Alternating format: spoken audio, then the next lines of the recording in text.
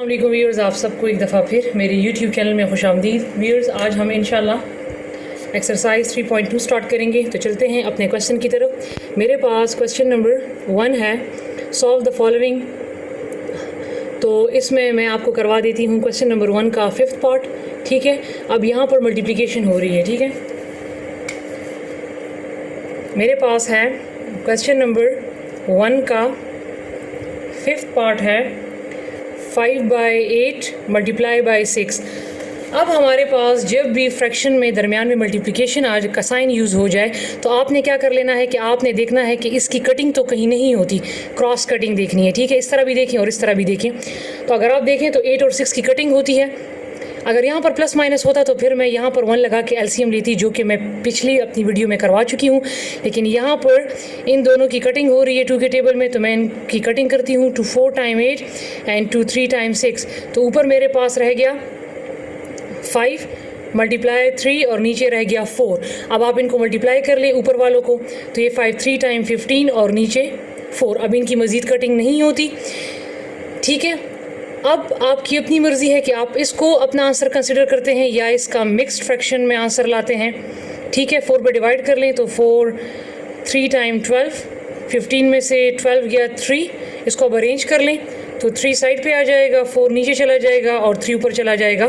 तो ये आंसर भी इसका ठीक है, ये आंसर भी इसका ठीक है। पीछे जो इसके आंसर्स हैं ये दोनों दिए हुए, तो आप ये भी कंसिडर कर सकते हैं, ये भी कंसिडर कर सकते हैं।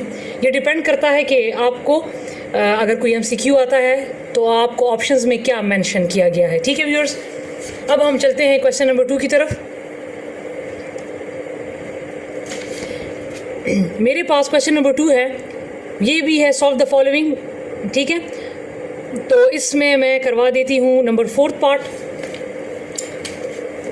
क्वेश्चन नंबर 2 का नंबर 4 पार्ट है 1/12 मल्टीप्लाई 4/7। पिछले वाले क्वेश्चन ही की तरह है। ठीक है, लेकिन यहाँ पर पिछले वाले क्वेश्चन में यहाँ पर कोई इंटीजर गिवन नहीं था, जबकि यहाँ पर है। अब आप देखें कि इसकी क्रॉस कटिंग होती है कि नहीं। 1 और 7 की तो कटिंग नहीं हो सकती, लिहाजा 4 और 12 की कटिंग होती है। 4 1 टाइम 4 एंड 4 3 टाइम 12।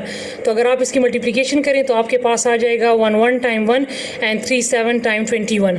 ठीक है व्यूअर्स, पीछे इन्होंने कटिंग नहीं की, ये लोग डायरेक्ट आंसर ले आए हैं 4/84, जबकि वो गलत है, क्योंकि अगर 4/84 आ भी जाए तो फिर भी यहाँ एंड में भी जाकर आपने इसकी कटिंग ही करनी है। तो 4 1 टाइम 4, 4 2 टाइम 8 एंड 4 1 टाइम 4, तो यही 1/21 आंसर आएगा।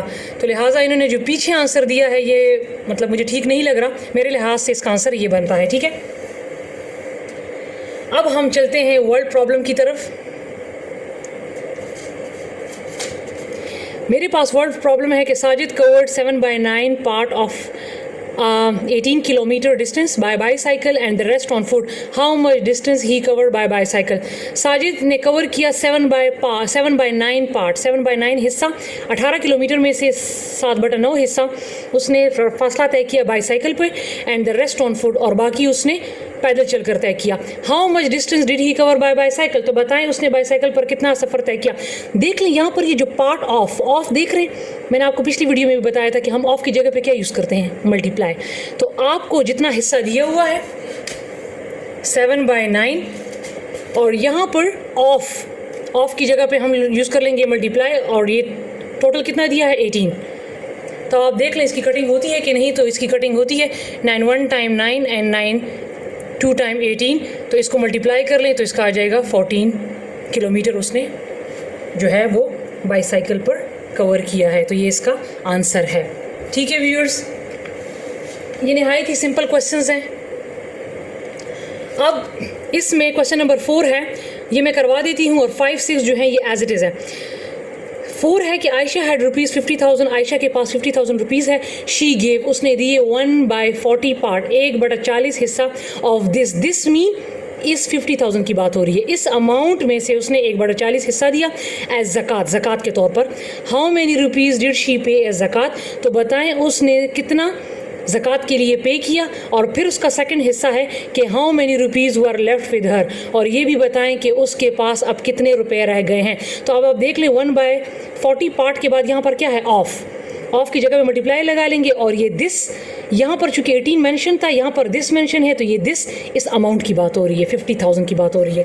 तो उसी तरह आप लिख लें 1/40 ऑफ की जगह पे मल्टीप्लाई और ये है 50,000। अब इनकी कटिंग कर लें, 0 0 से कट गया। अब 4 1 टाइम 4 4 1 टाइम 4 एक कैरी हो गया, 4 2 टाइम 8, यहाँ पर 10 था, एक दोबारा 2 अब कैरी हो गए क्योंकि यहाँ पर 8 हो गया और ये 10 है तो 2 कैरी हो गए, 4 5 टाइम 20 और ये 0 बच गया तो इसको हम ऊपर ले जाएंगे।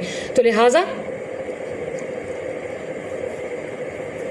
उसने जो है शी पेड ₹1250, ठीक है, एज ज़कात।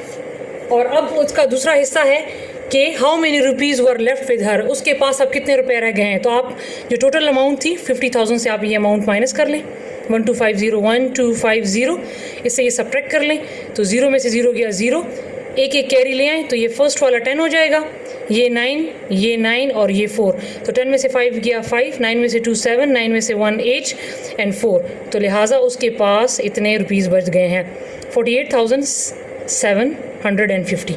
तो ये इसका आंसर हो गया, ठीक है व्यूअर्स।